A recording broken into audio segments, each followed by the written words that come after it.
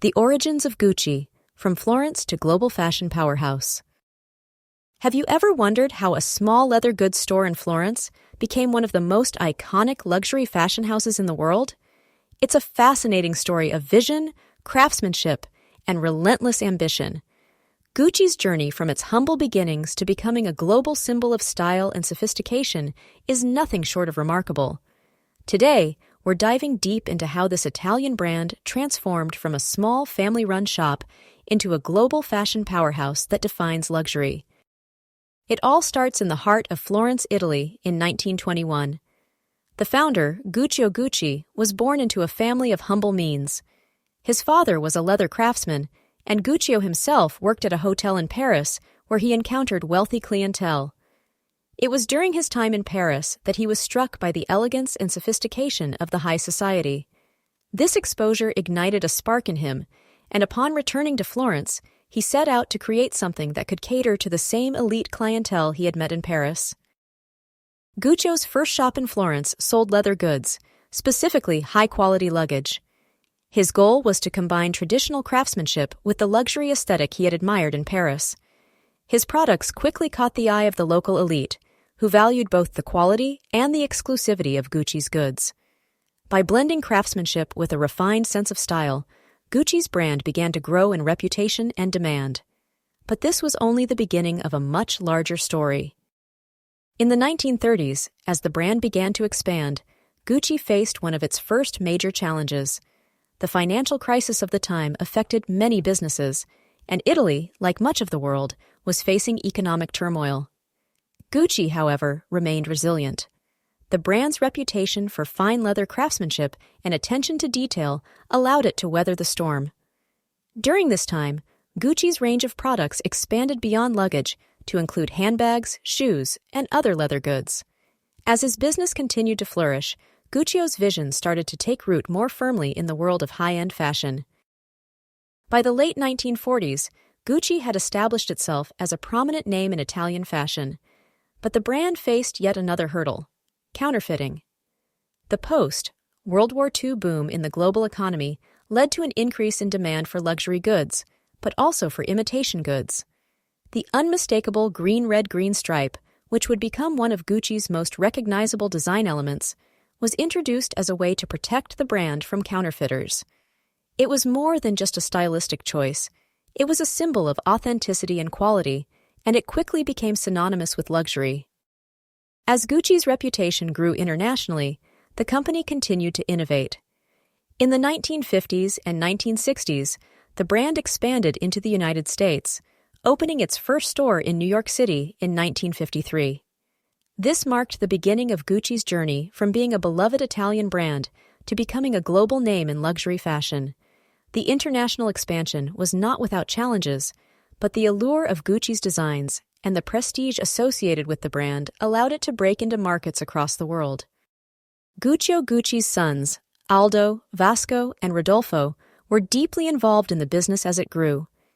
Each brought their unique strengths to the table, helping to steer the company through the challenges of the mid-20th century.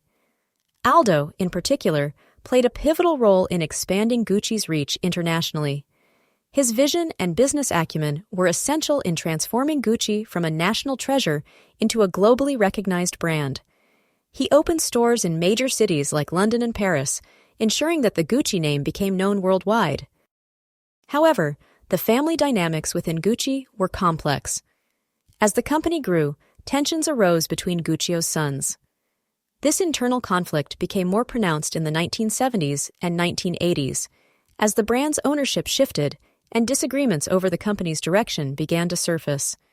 The infighting ultimately led to a divide within the family, with some members stepping away from the brand while others continued to push Gucci forward. Despite the internal struggles, Gucci maintained its position as one of the top luxury brands in the world. The 1970s and 1980s saw the brand continue to innovate with new designs and collaborations. However, by the late 1980s and early 1990s, Gucci's image had started to lose some of its luster. The brand's focus on traditional craftsmanship was overshadowed by a new era of flashy, logo-centric designs that were dominating the fashion world. Gucci was at a crossroads, and its future was uncertain. It was at this pivotal moment that designer Tom Ford entered the scene. Ford's arrival in 1994 as the creative director of Gucci marked a turning point in the brand's history. Ford's vision was clear. He wanted to bring a new sense of modernity to the brand, while still respecting its heritage. He was responsible for reinventing Gucci's image, taking it from a brand that had lost some of its edge to one that once again defined cutting-edge fashion. Under Ford's leadership, Gucci's collections were bold, glamorous, and distinctly contemporary. His designs were a hit, attracting a younger generation and reigniting interest in the brand.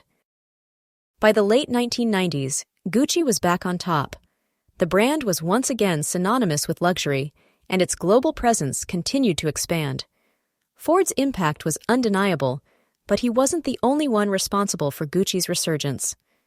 The brand's management team, which included savvy business minds and visionary leaders, was instrumental in Gucci's rebirth. The decision to focus on a more global marketing strategy, along with partnerships and collaborations with other luxury brands, helped cement Gucci's place as a dominant force in the fashion world. As the 2000s rolled around, Gucci's success continued to skyrocket. The brand's fashion shows became must-see events, with celebrities and influencers clamoring to wear Gucci on the red carpet. The company's high-end accessories, including handbags, shoes, and sunglasses, became iconic status symbols. Gucci had re-established itself not just as a luxury brand, but as a cultural force in fashion, art, and entertainment. However, Gucci's continued success did not come without its challenges. In the mid-2000s, the brand faced another hurdle: the question of how to stay relevant in a rapidly changing world of fashion. The rise of social media and digital platforms had dramatically changed the way fashion was consumed, and Gucci had to adapt. Enter Alessandro Michele, who became the creative director of Gucci in 2015. Michele's approach was radically different from Ford's. Where Ford had been known for his sleek, sexy designs, Michele's aesthetic was eclectic, gender-fluid, and inclusive. Under his leadership, Gucci embraced a new, younger audience that was seeking something more than just traditional luxury. Michele's collections were colorful, bold, and often androgynous, breaking down the boundaries between gender, age, and class. His vision for Gucci was a breath of fresh air for the fashion industry. The impact of Alessandro Michele's creative direction cannot be overstated. Gucci became synonymous with avant-garde fashion that challenged traditional norms and pushed the boundaries of what was considered acceptable in high fashion. With his influence, Gucci saw an explosive growth in popularity, particularly among millennials and Gen Z.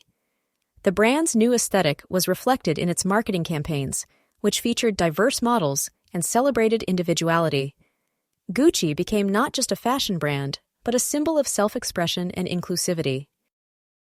By the time the 2020s arrived, Gucci had firmly established itself as a leader in global fashion.